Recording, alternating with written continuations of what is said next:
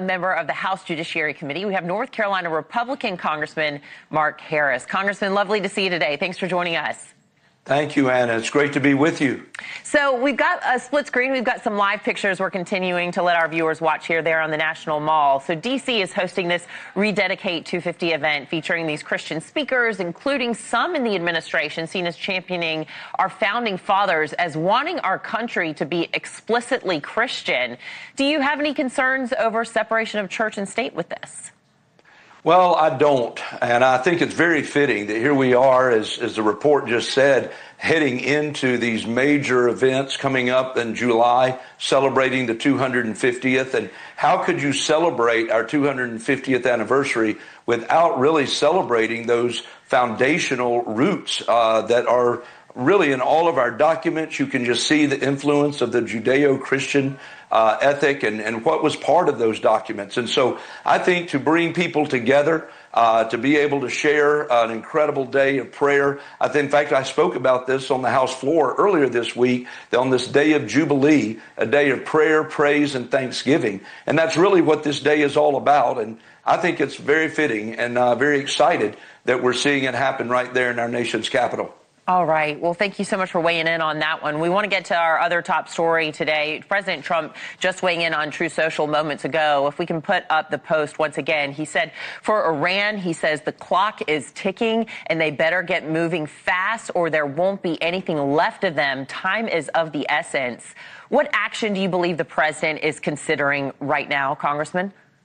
Well, I think it's pretty clear that this president has been more than patient. In fact, he has gone beyond the pale in patience in trying to give diplomacy a chance to work. It's very clear that Iran has been playing this game of delay. They haven't been negotiating in good faith. The president's made it absolutely clear they cannot have a nuclear weapon. And I think in making that clear, he has drawn the line to say that we've got to make sure that 900 pounds of enriched uranium gets out of Iran. Either they're going to turn it over or we're going to have to go in and take it ourselves. And so one way or the other, he's not going to have them have a nuclear weapon. And if they're not going to continue to cooperate, then I can only imagine that he's talking about more military action and is going to be on the horizon. Well, I think you're right. Nobody wants Iran to have a nuclear weapon. The war is not popular in this country, though, and the president's approval ratings have been going down. So many have been wondering,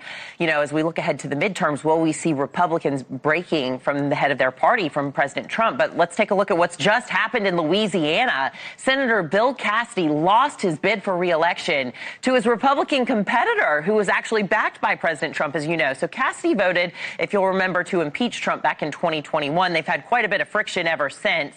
Let's take a listen to what Cassidy thinks happened. People who voted for me want leaders who work for the good of everyone, not just for themselves. And as your senator, that's been my mission. And I built it upon being a doctor. Medicine teaches you that words can uplift and words can destroy. That you have the great trust of a patient, but with trust of a patient comes great responsibility. He said words can destroy there. Is there a split in vision among your party heading into the midterms? Listen, I think when you talk about what happened in Louisiana yesterday, it's clear that President Trump really does have his eye on where their party is, and the party is still following his leadership. He came out early and endorsed Julia Letlow.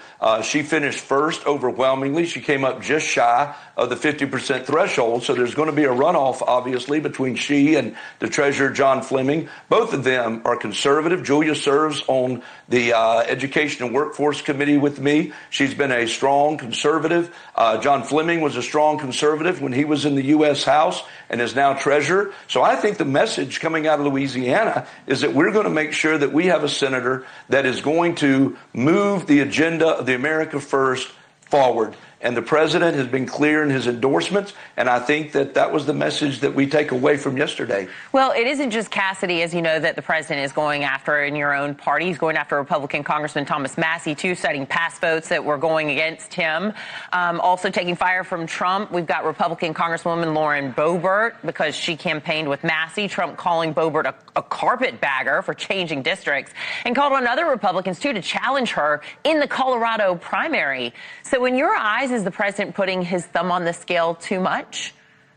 Well, I think the president is, again, reacting to the actions of some of these members, and he wants to make sure that the America First agenda is moving forward. And people that are trying to stop it, people trying to slow it down, people that are siding with Democrats and signing on, orders that would force a vote that we didn't need to take, those are all problems. And I think the president's addressed it. And as you mentioned earlier, the war may be unpopular right now in the country, but I think that what we're seeing in these primaries is President Trump has not lost his base. His base is with him, and they continue to stand up and they continue to turn out. And I think that he's continuing to speak into the narrative.